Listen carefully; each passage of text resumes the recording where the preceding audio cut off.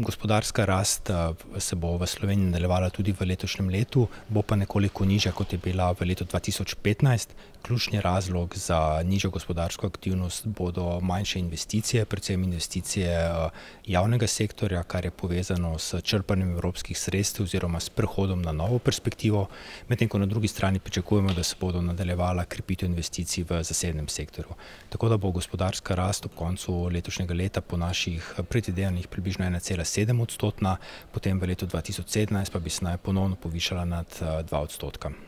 Omenili ste niz strukturnih sprememb, kako bi le-te vplivale na gospodarstvo?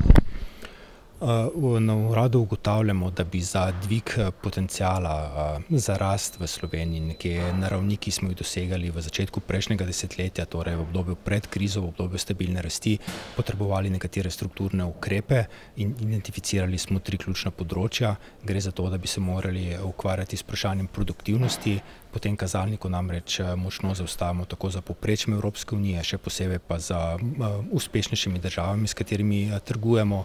Drugo področje, ki se nam zdi pomembno, so demografske spremembe.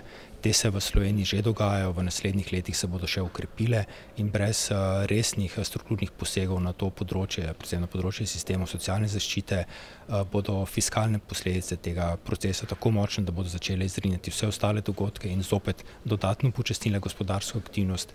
In pa tretje področje, za katerega menimo, da ga je potrebno nasloviti, pa je neravnotežje v javnih financah, ki se v Sloveniji seveda ni pojavilo v času krize. V času krize se je ukrepilo, je pa dejansko prisotno že več kot 15 let v Sloveniji. In brez tega, da uskladimo možnosti, ki jih ima slovensko gospodarstvo, slovensko prebivalstvo za financiranje vseh potreb, na drugi strani ne bomo mogli obnoviti potenciala za gospodarsko rast.